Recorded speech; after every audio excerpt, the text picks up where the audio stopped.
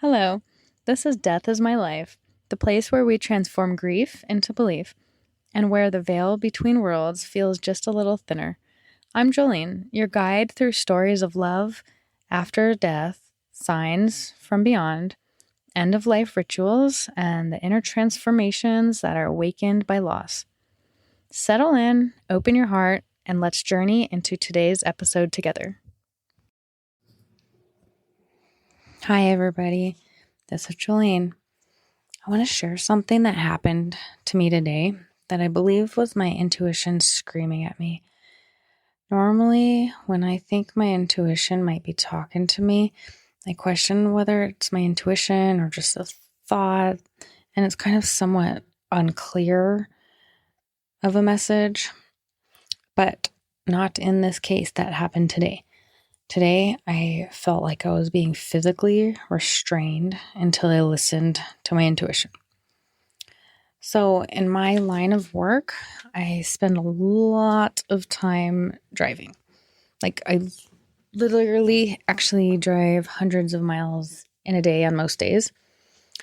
I don't get grace if it's dark, rainy, stormy, snowy. I don't hesitate or bat an eye. I just go. I've done this for so many years that driving to me is like breathing. Like, I just do it. Today, I had a lovely morning preparing for work. I woke up to my 4-year-old whisper, "I love you." And I said, "What did you say?" Because I was still registering being awake. And she said, "I said I love you," very quietly, so I didn't wake up my brother. And that was just the best, most amazing way to start a day. And as I left, my husband and I were laughing super hard at something, and everything was really good when I got on the road. I started listening to podcasts, and I gleefully went about my usual route toward work. I had not gotten super far when I saw a flash of my 4-year-old's face in my mind, I guess. And I just had this like gut wrenching, not even the thought, but a knowing with a full body experience that if I got on the highway, that I would not see my kids again. So it's normal, I think, for everyone to get like a fleeting thought of something terrible happening, and maybe some people spiral off of them, but I shoo them away and I don't allow them to control my thoughts or emotions. Just a quick thought and, oh, no, moving on. But this was absolutely different. There were no words, no thoughts, just knowing and feeling in my whole body and mind and soul. I have never experienced anything like it. So I did start to kind of play out all the scenarios of what it could mean, and that definitely made it worse. So then I try to focus on just envisioning like the scene of me getting home and hugging my kids.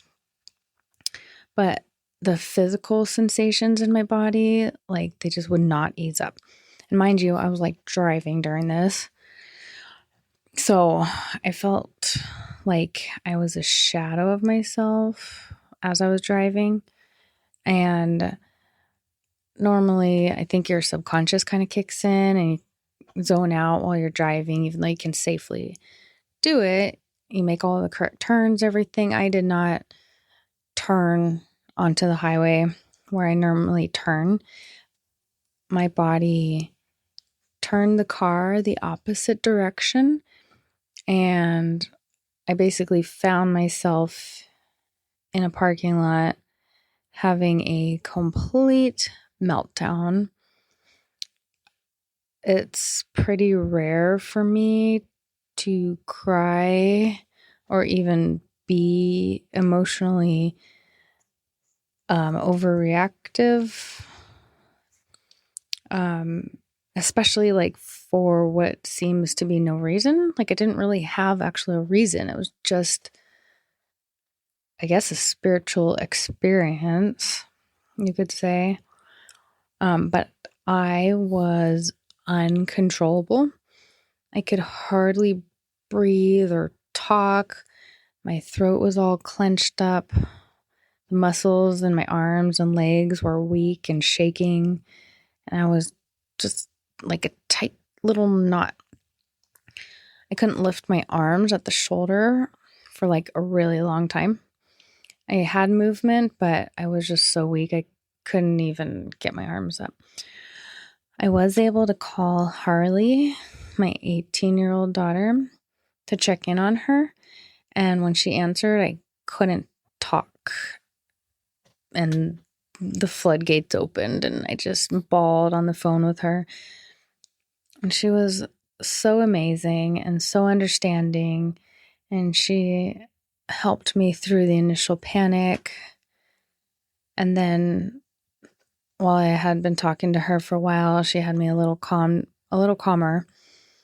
Then one of the nurses I was supposed to be working with called me, and she was also absolutely amazing and understanding, and offered to take my out of town patients for the day. And I could just see somebody who was local. I really feel like those two like saved my life today. I know it sounds like a panic attack, and like it was absolutely a panic attack. And I know some people get them frequently or more regularly, but I just personally don't. So for me, it just seriously felt like my intuition or a higher power or both or one and the same or whatever it is was screaming at me to change my course for the day. I really like truly, it just felt like I didn't think, I just felt that I was going to just drive out there and die. And it felt so real, like I was actually facing my own mortality. And like I didn't associate any fear with me dying, but the terror, the horror came from the thought of my kids living without me. And that just a sickening feeling. So I am so blessed to have such an amazing daughter for understanding me, showing me so much compassion and care all the time, but during that especially. And also, I'm so blessed to work with a team of nurses who are just like so supportive. And I mean, they did not even hesitate to say, oh my gosh, don't drive then. Trust your intuition. Go home. Do what you need to do. We got this. And of course, I would do the same for them. They really just helped me feel safe in that moment. And that's what I needed. So after they talked me down and like, I felt so supported. They stayed with me on the phone. I mean, one of the nurses or Harley stayed with me on the phone until, they felt like I was in a good, safe place mentally.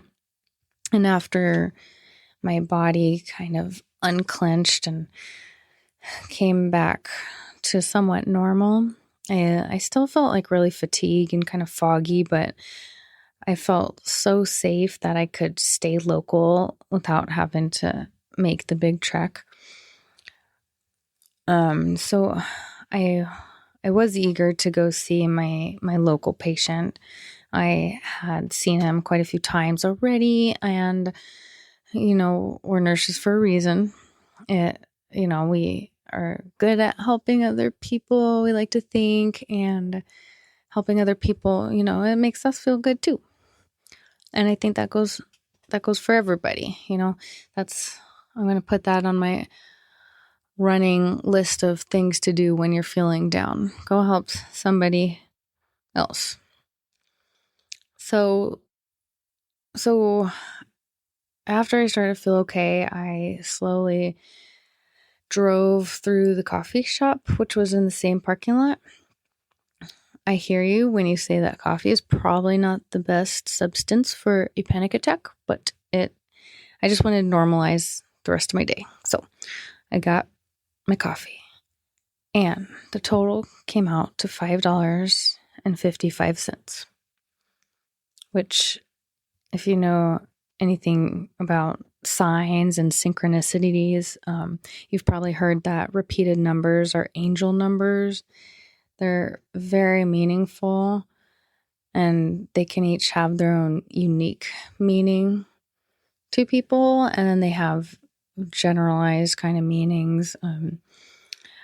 In this moment, I just felt like this 555 was a sign confirming, like, you did the right thing. Thank you for listening to us.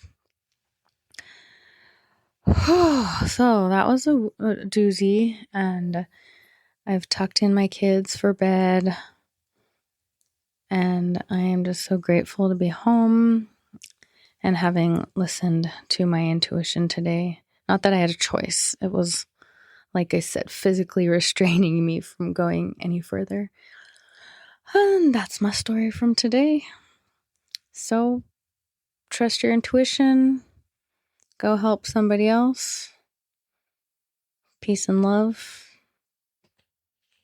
See you later.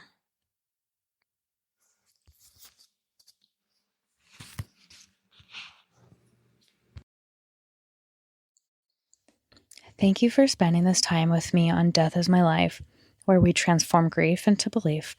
If this episode touched your heart or opened something within you, I invite you to share it with someone on their own path of healing. And if you feel called to help keep this work alive, I would so much appreciate if you support the podcast through a one-time or recurring donation. Every contribution helps this sacred space continue to grow and reach more hearts in need.